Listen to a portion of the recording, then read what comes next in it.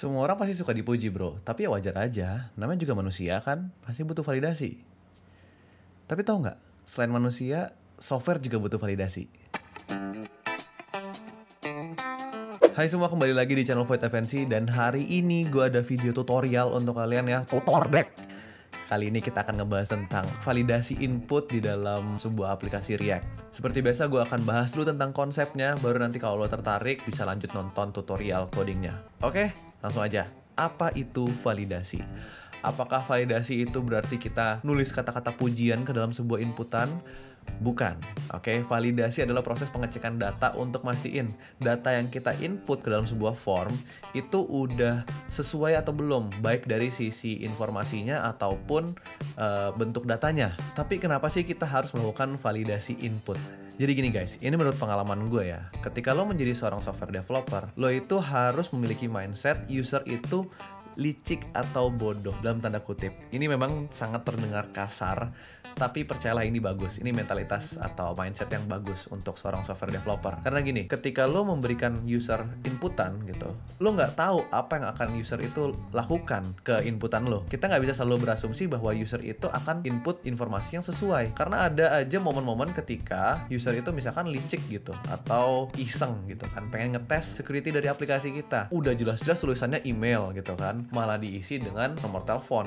Bisa jadi. Atau ya emang usernya keliru, misalkan dia abis diputusin sama pacarnya ya kan, lagi nggak fokus, matanya lagi ketutupan air mata, ngelihat inputan kita, labelnya tuh email padahal kan, malah diisi sama nomor telepon mantannya. Kan nggak ada yang tahu bro, namanya juga manusia, nggak ada yang sempurna. Sempurna mah rokok sama lagu Andre and the Backbone. lucu ya, lumayan lah, lumayan. Nah, tapi intinya validasi input itu wajib kita lakukan untuk menjaga integritas data di dalam aplikasi kita. Nah, kalau lo tertarik, kepo gimana cara melakukan hal ini, langsung aja lanjut coding kita ya. Oke guys, seperti yang lo lihat di sini, gue udah punya sebuah aplikasi React. Oke, ini cara jalaninnya by the way, kita panggil npm run dev. Oke, habis itu kita ke localhost 3000. Nah, ini template-nya emang udah gue bikinin dan repositorinya ada di bawah kalau lu mau coba sendiri. Oke, udah gue bikinin template-nya untuk menghemat waktu aja, karena kita fokusnya itu mau ke validasi input, bukan ngebikin tampilan inputnya gitu. Nah, di sini juga memang gue bikinnya itu pakai Chakra UI untuk UI library-nya. Tapi ini akan berlaku juga untuk UI library lainnya, kayak kalau lu pakai Material UI atau bahkan kalau lu pakai HTML murni, ini tetap akan berlaku. Oke, jadi tenang aja. Bukan karena di sini gue pakai Chakra UI berarti hanya berlaku untuk Chakra UI. Enggak kayak gitu. Oke, tetap berlaku untuk semuanya. Nah, di sini sebelum gue mulai lebih lanjut lagi nih, gue mau kasih tahu dulu nih apa yang udah gue bikin.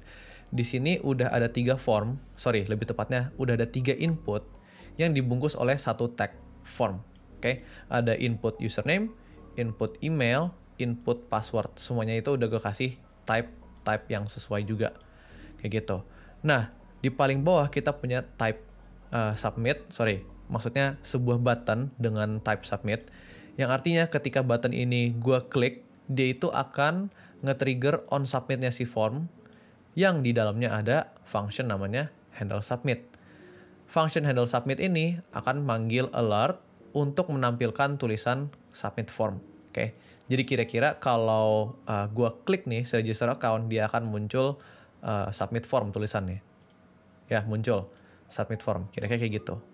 Nah, tujuan kita untuk video kali ini adalah kita itu harus mencegah function ini ke trigger kalau username, email, dan password ini isi datanya tuh belum sesuai. Oke, untuk sekarang misalkan let's say si username-nya itu minimal 3 karakter. Untuk email itu format emailnya harus benar. Untuk password ya kita kasih harus ada huruf besar, huruf kecil, ada angka, ada special karakter, misalkan kayak gitu.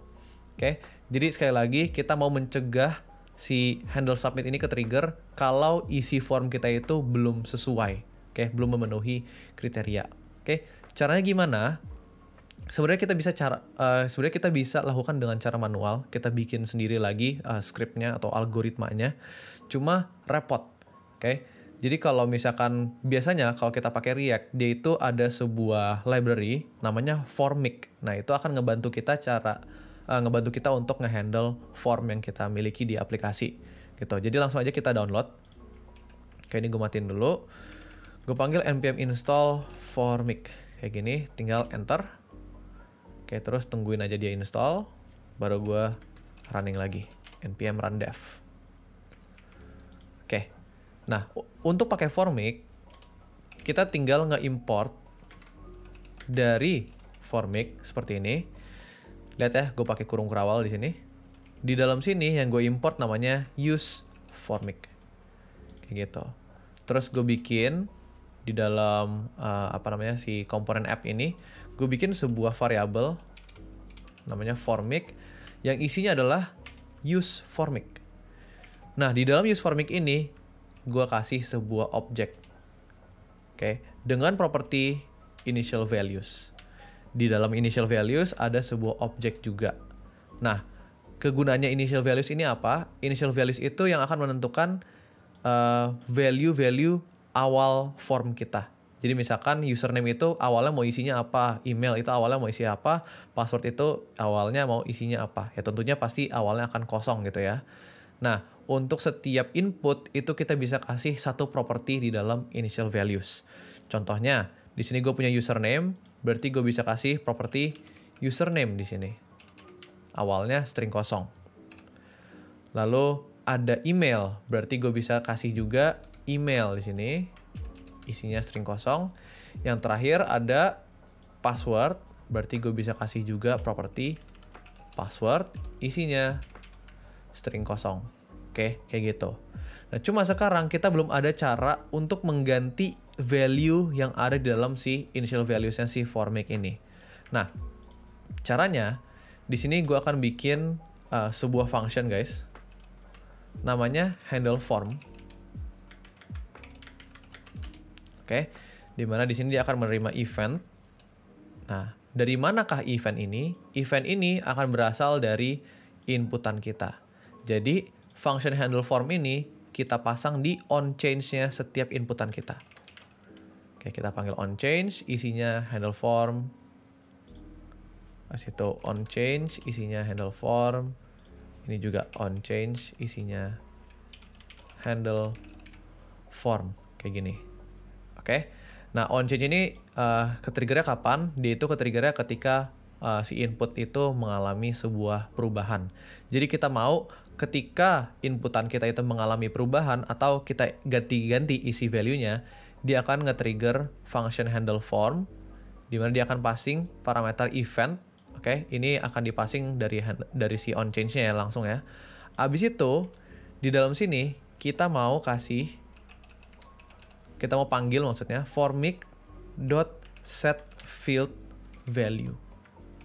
Nah, kegunaan formik.setFieldValue ini adalah untuk ngeganti isi dari initial values yang kita udah miliki. Jadi dari username, dari email, dan dari password.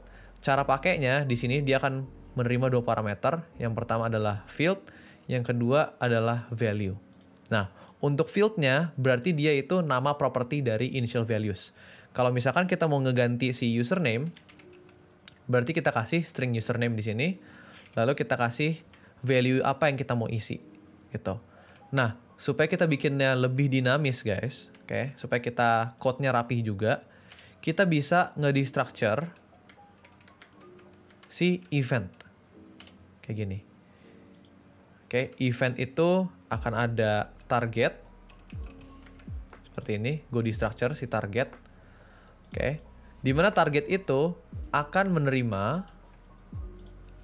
lebih tepatnya akan memiliki properti namanya value. Kayak gini. Nah, value ini adalah inputan yang kita isi gitu di dalam inputan kita, di dalam website kita. Gitu. Jadi kalau misalkan di username ini gue tulis ABC, nah isinya target.value itu adalah ABC. Kayak gitu. Cuma sekarang kita belum bisa ngedapetin nama fieldnya secara dinamis. Nah, caranya gimana? Caranya adalah untuk setiap inputan ini, kita kasih dia sebuah name yang sama persis dengan properti dia di dalam initial values. Contohnya, di username, oke, dia kan namanya username gini ya. Berarti kita kasih name sama persis username. Untuk email, di sini dia mintanya email, oke, berarti kita kasih name email. Dan yang password juga sama, kita kasih name password. Nah, kalau misalkan di sini gue tulisnya kata sandi gitu. Nah, berarti name dari inputannya password itu juga harus kata sandi di sini. Kayak gitu kira-kira. Oke. Nah, kenapa harus begini? Kenapa sih harus kita kasih name untuk setiap inputannya? Karena name ini bisa kita ambil dari si target. Oke. Username ini sekarang kita ganti dengan target.name. Ini gue rapiin dulu codingannya. Oke. Yang akan terjadi guys adalah ketika gue ngetik di dalam inputan, step inputan, dia akan nge-trigger onChange. Oke. OnChange-nya ini akan nge-trigger handle form. Handle form ini dia akan menerima parameter event. Di dalam event ini ada properti namanya target. Dan di dalam target ini kita bisa mendapatkan name dari inputan yang barusan kita lakukan perubahan. Jadi misalkan kita ngetiknya di username, berarti kita bisa dapetin name-nya si username. Dan target.value, yaitu apa yang kita ketik. Kayak di sini kita ketiknya ABC, berarti isinya target.value adalah ABC. Sehingga nanti isinya formic initial values itu keganti dengan apa yang kita ketik. Oke, kira-kira kayak gitu. Nah, untuk membuktikan di dalam handle submit ini, gue akan komen dulu yang submit form. Gue akan alert formic.values, nama propertinya, .username. Oke. Nah, ini gunanya itu untuk ngedapetin value dari si username. Oke, atau username yang kita udah isi di initial values. Oke, kalau kita klik sekarang, misalkan kosong nih. Kalau gue klik, dia kosong. Oke. Tapi kalau gue kliknya, gue isiin string ABC gitu ya. Kalau gue register account, dia muncul ABC sesuai dengan apa yang gue input. Sekarang gue misalkan alert si password. Gitu. Atau sorry, kata sandi ya di sini ya, bukan password. Kata sandi gitu. Nah, ini gue tulis aja 1 2 3. Kalau gue register account muncul, sorry salah, ini name-nya masih password ya. Padahal di sini kata sandi, ini kita balikin dulu. Kata sandi. Nah, gitu. Sekarang kalau gue ganti 1 2 3, gue register account, muncul 1 2 3. Nah, sekarang kita udah berhasil ngehandle isi dari setiap inputan yang kita miliki, kita taruh ke dalam si formic. Kenapa sih kita harus taruh dalam formic? Kenapa nggak pakai state biasa aja? Atau kita pakai ref? Karena nanti formic yang akan ngebantu kita untuk melakukan validasi untuk setiap inputan yang ada di dalam si formic itu sendiri. Jadi untuk username, email, dan si kata sandi, itu nanti formic akan ngebantu untuk melakukan pengecekan. Nah, tetapi yang akan melakukan pengecekan itu sendiri, itu bukan formicnya langsung. Oke, kita punya sebuah library lagi. Oke, namanya YUP. YUP. Oke, ini tinggal kita install. Langsung aja enter. Oke, ini tungguin aja sampai selesai. Ya, kita running lagi, npm run dev.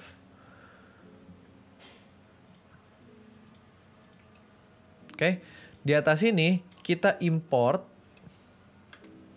bintang s yup from yup. Oke, nah yup ini yang nanti akan ngebantu kita untuk melakukan validasi ke setiap inputan yang kita udah simpen di dalam formic. Kayak gitu. Oke guys, sebelum kita lanjut, ini sebenarnya ada satu hal yang gue kelupaan, yaitu kalau kita udah pakai formic, di sini on submit di dalam form itu kita harusnya nggak manggil handle submit secara langsung kayak gini. Oke, kita harusnya manggilnya itu lewat formic. Caranya di dalam use formic ini kita kasih satu property namanya on submit yang berisi function yang kita mau execute ketika form itu disubmit. Dalam case ini nama functionnya itu coba kita ganti ya, jangan handle submit, tapi misalkan register user gitu. Nah, register user ini kita taruh di dalam si on submit kayak gini. Sekarang isinya on submitnya si form kita panggil formic dot handle submit.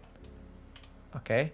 Di mana function ini akan nge-trigger function yang ada di dalam onSubmit-nya useFormic, yaitu register user.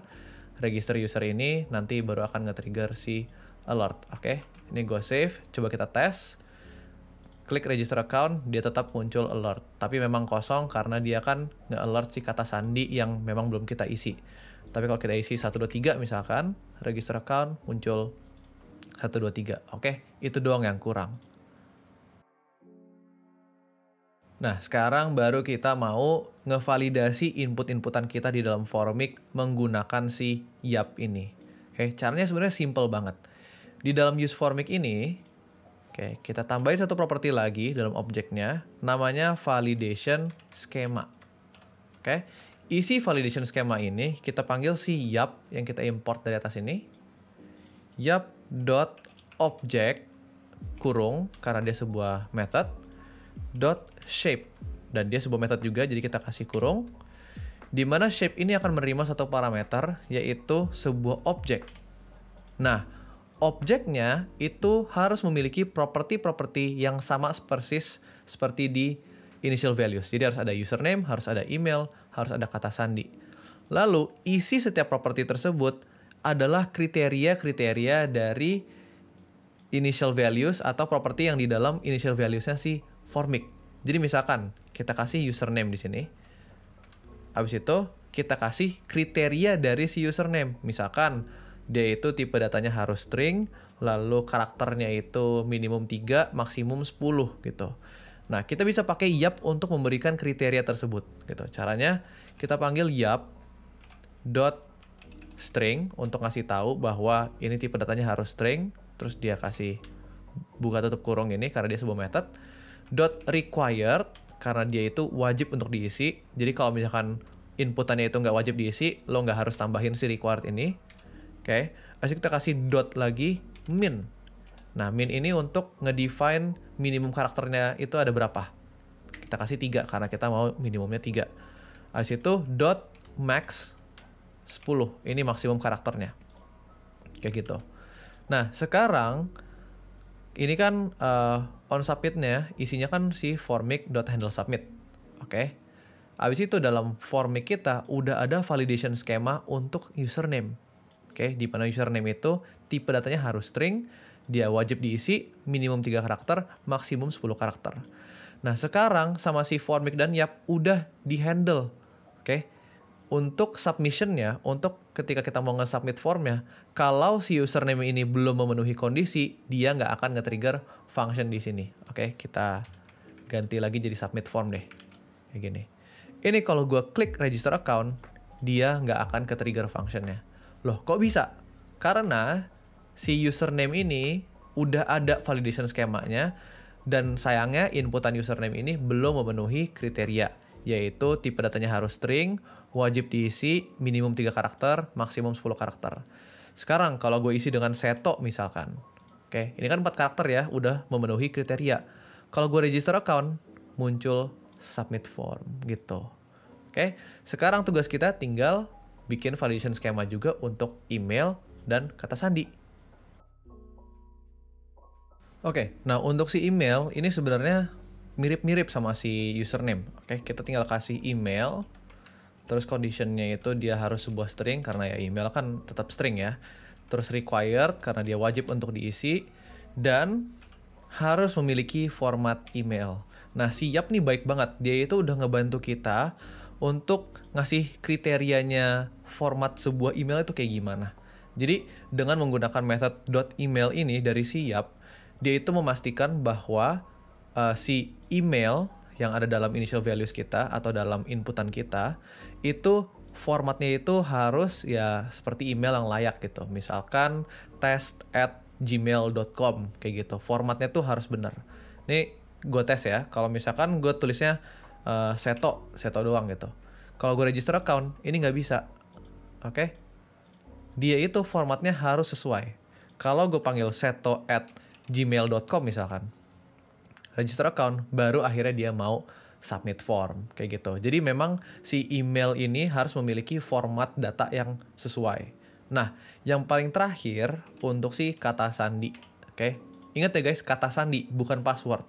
Kenapa bukan password? Karena ingat di dalam formic initial values kita namanya kata sandi. Jadi di validation schema harus persis juga kata sandi. Nah, untuk kata sandi itu kan kita mau ada huruf besar, huruf kecil, special karakter, ada angka juga. Nah, itu conditionnya itu nggak semuanya dimiliki oleh si Yap. Oke, tapi yang pertama, yang pastinya, dia itu tipe datanya harus sebuah string dan wajib untuk diisi. Terus, masalah paling terakhir, gimana caranya kita nge-validate ada huruf besar, huruf kecil, special karakter, dan angka. Cara paling gampangnya adalah, ya, sahabat terbaik kita. Di sini gue udah siapin tabnya. Ini adalah sebuah pertanyaan di Stack Overflow. Oke, jadi jangan malu-malu guys sebagai programmer untuk buka Stack Overflow. Mau sesenior apapun lo, mau berapa puluh tahun pengalaman lo dalam programming, pasti akan buka Stack Overflow. Dan di sini ada seseorang yang udah sediain jawabannya ya, yaitu kita pakai regex. Sini ini tinggal kita copy aja. Oke, ini gue copy gini deh. Matches. Tinggal kita kasih dot matches. Habis itu, oke, ini gue jelasin juga.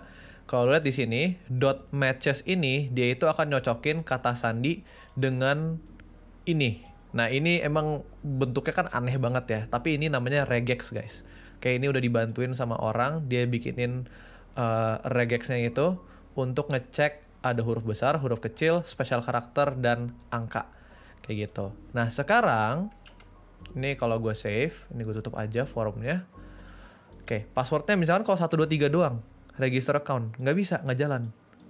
Oke, tapi kalau gue tulisnya password 123, habis itu tanda seru dengan P-nya tadi kapital ya. Kalau gue register account, dia muncul submit form. Nah, ini gue coba alert deh si kata sandinya biar bisa lo lihat isinya. Tuh, password 123, kapital P, habis itu tanda seru. Nah, ini baru akhirnya dia mau jalan. Nah, sekarang form yang kita miliki, example form ini, itu udah kita validasiin dulu inputannya. Username-nya itu minimum 3 karakter, maksimum 10 karakter. Emailnya formatnya harus sesuai, dan kata sandinya itu harus ada huruf besar, huruf kecil, angka, dan special karakter. Oke, sekarang tujuan kita sudah tercapai untuk melakukan validasi terhadap form yang kita punya. Alright guys, thank you so much udah nonton sampai di sini. Semoga video ini bisa berguna untuk kalian. Dan kalau kalian merasa terbantu oleh video ini, jangan lupa juga untuk like dan subscribe, karena itu akan ngebantu gue banget. Dan kalau ada kritik, saran, pertanyaan, atau pengen say hi aja, jangan malu-malu untuk komen di bawah. Gue akan coba respon sebisa mungkin. Anyway, sekali lagi thank you so much for watching. Sampai jumpa di video berikutnya. Bye-bye. Oke, memang sebenarnya kita udah mencapai tujuan kita ya, yaitu ngevalidasiin form yang kita punya sebelum kita submit gitu. Cuma gue mau kasih sesuatu yang ekstra untuk kalian, yaitu gimana caranya kita bisa nampilin error yang sedang terjadi di dalam form kita gitu. Kayak misalkan user itu melakukan kesalahan, username-nya itu hanya ada 1 huruf gitu, minimal, padahal kan 3 huruf gitu kan. Nah, kita itu harus kasih tahu ke user, dia itu salahnya di mana. Jadi jangan sampai kita cuma nge-disable functionnya, kita nggak bisa register, tapi usernya itu nggak tahu salahnya di mana. Kan nggak enak ya kalau misalkan kita tiba-tiba didiemin gitu, padahal kan nggak tahu salahnya di mana. Nah, caranya, sebenarnya cukup simple guys. Di dalam form control ini kalau yang ini khusus untuk untuk si Cakra UI ya. Ini ada satu prop namanya is invalid. Oke, kita kasih formic.errors.username. Nah, formic.errors.username ini nanti akan muncul isinya. Dia itu akan ada isinya kalau si username ini tidak memenuhi kriteria. Oke, lihat ya. Kalau gue save, lihat nih, dia jadi warna merah. Tapi kalau misalkan gue isi seto kayak gini, udah nggak warna merah. Kenapa? Karena dia udah memiliki atau udah memenuhi kriteria. Tapi kalau gue panjangin, maksimumnya kan 10 karakter. Nah, dia jadi merah. Nah, tapi sekarang kan dia masih nggak tahu salahnya tuh di mana gitu. Si Cakra UI itu punya satu komponen lagi namanya form error message kalau nggak salah. Ini dia. Tuh, kita isi dengan sama persis formic.errors.username. Oke. Dan di sini lo bisa lihat errornya kayak gini. Username must be at most 10 karakter. Dia ngasih tahu ke kita sebagai user, errornya yang terjadi itu karena apa gitu. Di mana dan karena apa. Ini kalau gue hapus gitu ya. Jadi seto, dia langsung errornya hilang. Tapi kalau misalkan dia di bawah 3 karakter, muncul lagi errornya. Kayak gitu. Nah, ini bisa kita lakukan juga untuk si email. Oke, jadi is invalid. Kita kasih formic.errors.email. Di situ ini gue tinggal copy paste aja. formic.errors.email. Si password juga gitu. Is invalid formic.errors.kata sandi ya namanya ya. Error message-nya gue copy paste aja. formic.errors.kata sandi. Nah, kayak gini. Oke, lihat ya, kata sandi muncul is a required field karena dia belum diisi. Tapi kalau kita isi, nah, kalau lu lihat ini error message-nya agak aneh gitu. Kata sandi must match the following kayak gitu. Ini adalah error message yang default dari si Yap. Oke, dari si Yap-nya. Nah, kalau misalkan kita mau kasih yang custom, itu contohnya untuk si kata sandi yang di matches ini, kita bisa kasih parameter kedua, yaitu error message yang kita mau tampilin. Misalkan gini, kata sandi harus ada huruf besar, huruf kecil, angka, dan karakter spesial. Kalau gue save, oke, nah langsung muncul errornya, kata sandi harus ada huruf besar, huruf kecil, angka, dan karakter spesial, kayak gitu. Nah, untuk email, ini juga munculnya email is a required field. Ini sebuah error yang default dari Yap ya. Tapi kalau lo mau customize juga sama persis caranya. Di bagian required sini, lo bisa kasihin sebuah string gitu. Email wajib diisi misalkan. Kalau gue save, refresh, nah sekarang muncul errornya email wajib diisi. Oke, jadi kira-kira kayak gitu cara nampilin error yang ada di dalam form kita.